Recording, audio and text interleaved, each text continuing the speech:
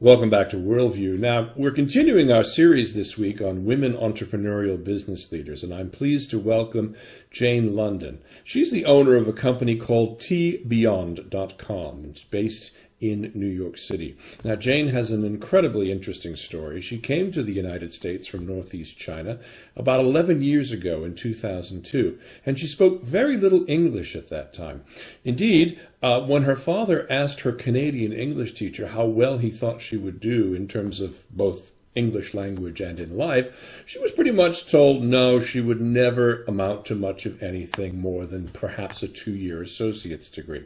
Well, she certainly proved everybody wrong. She has an MBA and a master's in mathematics, and she works as a business analyst, and now she owns her own business. And I found the story of how she got here extraordinarily fascinating. So, Jane London, welcome to Worldview. Thank you, Dennis. Good to have you. Now, I can't imagine what it's like, although I can imagine what it's like. You came to the USA from China, not speaking much English. And of course, I, 4 years earlier, ended up in the Netherlands, not speaking any Dutch. So tell me a little bit about what it's like to try and navigate your way around a new country where you really don't understand. You may understand, but you don't know how to communicate. It was very challenging in the beginning, for sure, because the way I was taught in China was very different. Because it's what's up? I really didn't understand what's up. What does what's up mean? Normally the British English would say, how do you do, or how are you? So it took me a while to figure out what's up. So this kind of slang actually it's very challenging, but I think it's my spirit. I'm very optimistic, and I think I did take a good actions. In the beginning when I moved here, I got a chance to work at the local convenience store, Wawa, and that experience actually changed my English speaking skills. When I work at Wawa, the busiest hours, I took care of the customers like I would say hundreds, I would say every day. So you talk to the customers every day, the same sentence, same conversation every day, repeat. Very quickly, I think as I improved my English level, spoken level immediately. And so now you actually went on to actually get a undergraduate and a postgraduate degree in a very short period of time, and then move out and start your own business. A lot of people would sort of shake their heads and say, gosh, how can you do something that big in such a short period of time? I'm very passionate about entrepreneur. In the beginning, even before I moved to the US, I learned a lot of stories, very successful people, from either online, through the internet or on TV. I was just hooked, completely hooked. I love that. So when I moved here, as a first generation immigrant, I'm just I didn't have any job. I'm just I need some income to support myself. So it gives you a lot of stress, but this kind of stress is a motivation as well. So it motivated me to work harder to get something I really want, I really dreamed of. Well, you apparently dreamed of tea. And, yes. Now this is a very interesting drink, particularly to the British, because they consume mass quantities of it, but only the strong builders tea. Your business is a little bit different. You have all types of tea, and as a tea wholesaler, you really run the gamut. Tell us a little bit about Tea Beyond and how that business was created and what it is you actually do.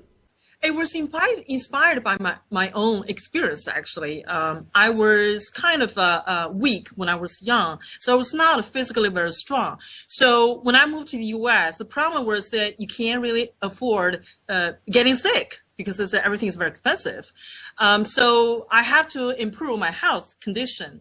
Because of that, I was looking for some alternatives instead of a lot of pills. And I think the tea is one of the options. I had a precondition palpitation. I think palpitation, the heart problem. When first I started with the coffee, then I had a palpitation condition, so I have to stop drinking coffee because of that. Then I switched to tea. And even though, I'm from the country where everybody drinks tea, but the problem is that you don't really know too much details about tea. So I start to study, to learn, how to brew tea, what's the variety of tea, and what's the good quality. And another part is that when I look for tea in the U.S., you really can't find the fresh, good quality tea, the elegant part where we can find in China, or where you can find the origin country, different level, different grades. So that's how I started. And I want to offer something very different, very unique, and something that the origin country people really enjoy, really appreciate, not the commodity. Let me jump in here, because you're originally from China, which has a long tea tradition, but it's also an enormous country. Now, you come from the northeastern part of the country, but, that region, that country extends across 5 or 6 time zones and, north to south as far as Russia and down to India. And you have the influence of so many cultures. Tell me a little bit about how you got into the wholesaling side and the I won't say medicinal, because you probably can't say that on your packages, but there are certain teas that do certain things for the body, right? Yes, absolutely. That's the key part of tea business, and I enjoy it really most because it's really very good for you. I'm very right now. I'm very get energetic. Everybody says I'm very energetic all the time. You can tell, from the way I speak. So in the North, people drink tea partially because, first of all, it's about the health benefits. Another thing is that tea actually warms your body, because you drink hot tea, you keep your body warm. Sure, it's very cold up in that part of the country. Absolutely. You need to drink tea all the time. So when you drink a lot of tea, then you learn different flavor, different, you want to know in the background of tea. That's how I get into, like this hat, it's from Yunnan province, there's a story behind this, art pattern, why they use this color, and this earrings from Tibet area. It's just to give you a lot of interesting history about tea. The import-export business, that's a pretty rough and tumble world, and especially for women, I would think, because of the nature of that business. What are some of the challenges you've had to overcome because we know that the society tends to discount the opinions of a lot of women. So to be successful, you have to be quite strong. What have you done to really build this import-export business successfully? Import-export right now actually are very challenging, partially because all the costs, labor costs in China going up. There's no way to stop, and the currency exchange, exchange rate fluctuate all the time. So you have to keep on top of most of economic condition in different countries, plus the policy as well. Politics, it does influence all the transactions. So I have to, keep myself on top of the news for sure. Also, you need to know the tea business. When the weather, condition, is not good, you have to make sure that you book enough tea, and the time is critical as well. So you study. And you keep working on that. Work with the supplier, communicate with them, and be prepared. Wow, it just sounds like a fascinating business. Now, this is your busy season, I would imagine. We're getting close to the Christmas holidays. Do a lot of people give tea as gifts? How does that work in your business? It's amazing. When I started, actually, I got a lot of negative feedback. Say, "Oh, your tea won't sell. Nobody's gonna buy it. It's too feminine. It's just very targeted. We can't really sell." The department stores will say that. Amazingly, I got from my customers, they love it because my product is very unique. Has this kind of special design specifically for women. We have this kind of a rose, little pink rose on top, teapots. You can visit my website, tbeyond.com. You can see the teapots.